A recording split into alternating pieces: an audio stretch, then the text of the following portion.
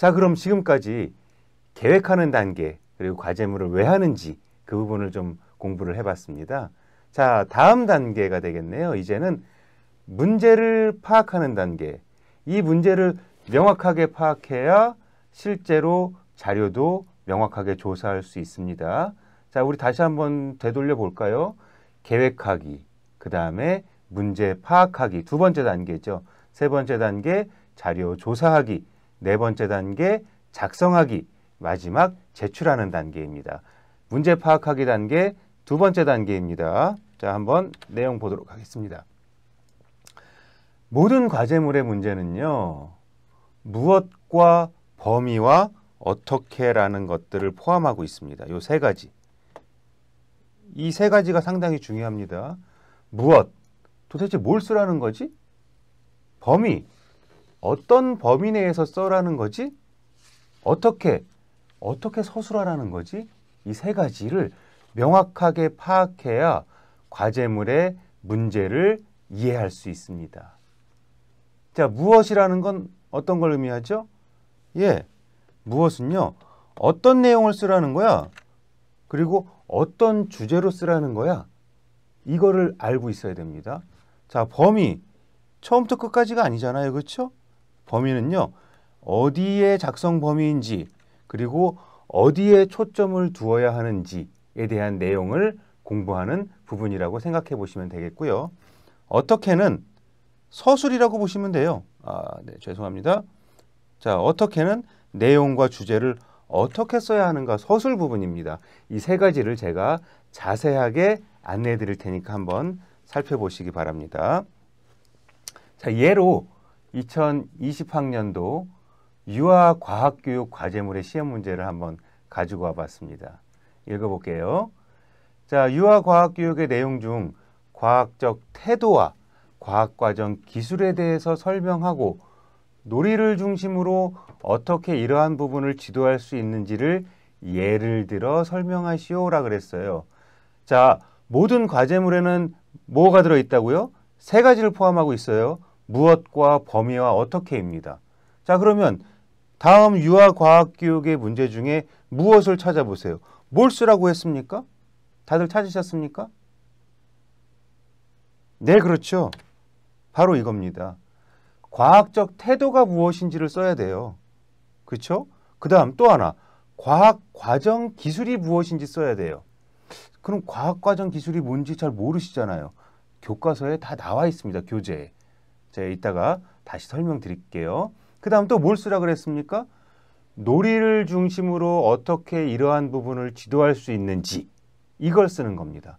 결국은 세 가지를 쓰네요. 첫 번째, 과학적 태도를 써야 되고요. 두 번째, 과학 과정 기술을 써야 되고요. 세 번째, 놀이를 중심으로 이러한 부분을 어떻게 지도할 수 있는지를 씁니다. 자, 그러면 무엇을 찾았어요? 그 다음 범위를 찾아봐야 되겠죠? 어디에서? 네, 맨 앞에 나와 있네요.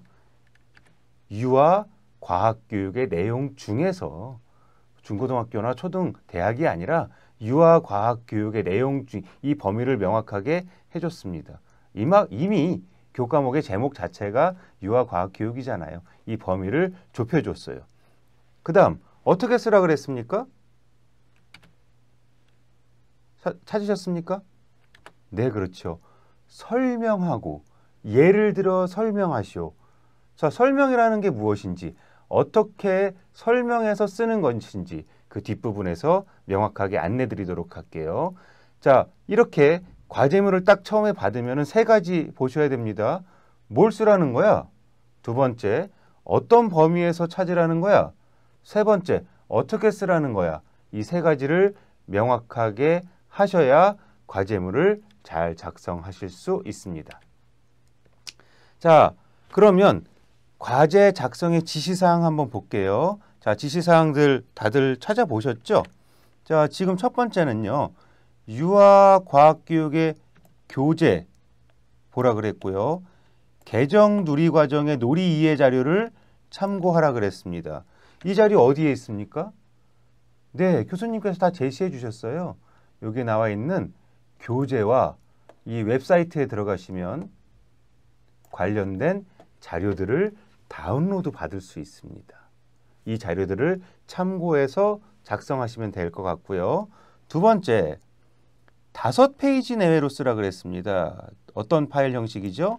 예, 한글 파일, HW 파일과 오피스 파일, MS 워드 파일 두 가지 중 아무거나 작성하시면 됩니다. 5페이지 내외니까 부담이 없겠네요. 그렇죠? 첫 번째 페이지에 서론 쓰고 첫 번째 페이지 마지막이나 두 번째 페이지부터 본론 한 3페이지 작성하시고 마지막 페이지에 결론 작성하시면 그렇게 부담 갖지 않으셔도 될 것 같습니다. 다음, 방송대 유아교육을 참고해서 여기 또 나오네요.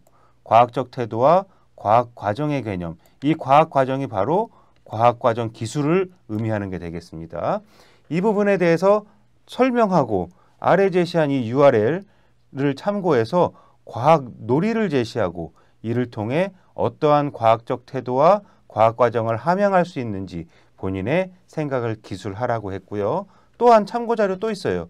유아과학교육 4강의 내용입니다.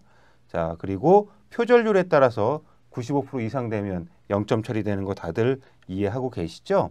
자, 그럼 이 자료들이 어떤 자료들인지 잠시 한번 볼까요? 네, 여기 있습니다. 지금 이 부분은 유아과학교육의 내용 유은영 교수님이 작성해 주신 4강의 내용들이에요.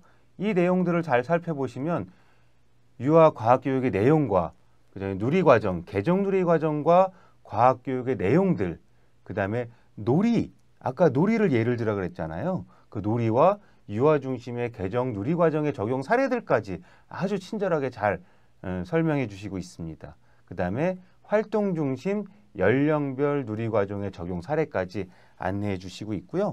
그리고 아까 URL 가시면 이 자료를 다운로드 받을 수 있습니다. 놀이 실행 자료라고 되어 있고요. 2019년도 개정 누리 과정에 관련된 내용입니다. 이 과정에 보시면 바로 이렇게 나와 있네요. 어떤 내용 나와 있어요? 네, 사례들이 나와 있어요. 놀이 중심의 사례들이 나와 있습니다. 여기에서 자료를 찾아보시면 아까 과학적 태도라던가 아까 과학 과정 기술 이 내용들을 놀이를 통해서 어떻게 서술할 수 있는지 예를 들어서 쓸 수 있는지를 아주 쉽게 이해하실 수 있을 것 같습니다.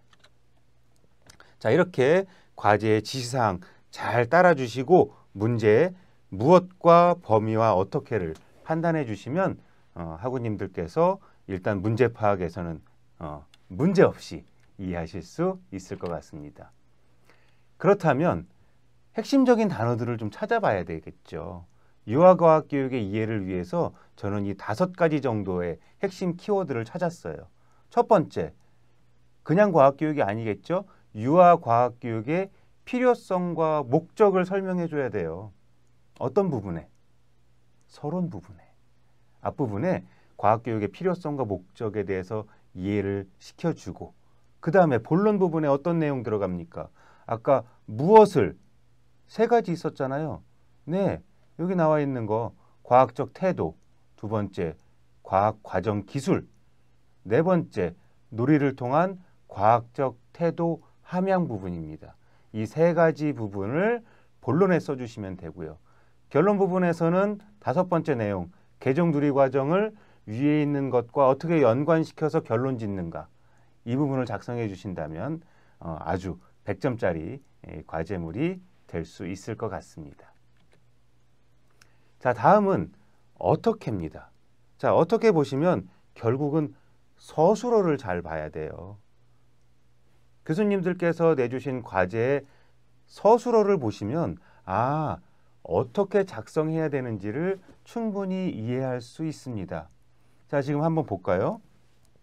첫 번째, 감상문을 작성해라는 학우님들께서 실제 책이나 영화나 공연 같은 것들을 보고 자신의 느낀 점이나 요약들을 작성하는 것들을 감상문을 작성해라 이렇게 서술어가 나와 있고요. 다음은 요약해라, 정리해라 라고 되어 있는 것들은요. 어떤 주제나 대상의 핵심 내용을 파악한 후에 정리된 내용을 어떻게 간략하게 재가공해라 라고 나와 있어요. 자, 제가 아까 예로 들은 거 뭐가 나와 있었죠? 네, 설명해라라 그랬어요. 있는 내용을 다 쓰는 게 아니죠. 수집한 자료를 알기 쉽게 풀어서 작성해야 돼요. 그러려면 어떻게 해야 됩니까? 교재에 나와 있는 내용을 다 쓰는 게 아니에요. 요약 정리해야 됩니다. 핵심적인 내용들이 무엇인지를 판단해서 그 과학적 태도와 과학과정 기술에 대해서 간략하게 요약 정리하시면 되고요.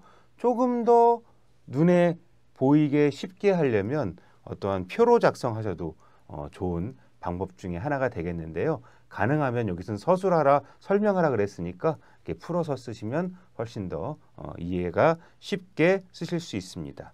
다음은 논하라죠. 논하라. 논하라 뭐예요? 예, 맞습니다. 자신의 주장이나 의견을 밝히고 거기에 대한 뭘 써야 돼요? 근거를 써요. 논설문이죠. 주장하는 글. 거기에는 반드시 자기의 주장이 있고 근거 1, 2, 3, 4 이렇게 쓰는 것. 이 서술어는 논하라, 논설문을 쓰는 겁니다. 자, 다음은 비판하라라고 쓰는 글들이 있어요. 이 비판하라라고 쓰는 글들은요. 어떤 삐딱하게 바라봐 이게 아니죠. 비판이라는 걸 사전에서 찾아보면 이렇게 나옵니다. 시시비비를 가르는 거. 무슨 뜻이죠? 네, 옳고 그름을 찾아보는 겁니다. 지금 나오는 내용 중에 무엇이 옳은 건지, 무엇이 그른 건지를 찾아보는 것들, 이것들을 쓰는 것을 비판하라라고 합니다. 다음은 비교하라, 대조하라입니다. 예, 이거죠. 많이 들어봤던 내용들이죠. 공통점과 차이점을 알아내는 거, 그것들을 정리해서 밝혀내는 거. 이렇게 되면 두 가지의 똑같은 주제를 가지고 그 두 가지의 공통점과 차이점을 밝히는 내용들을 비교해라, 대조해라 라고 서술어가 적혀 있습니다. 분석 같은 경우는요. 말 그대로 설명과 비슷한데요.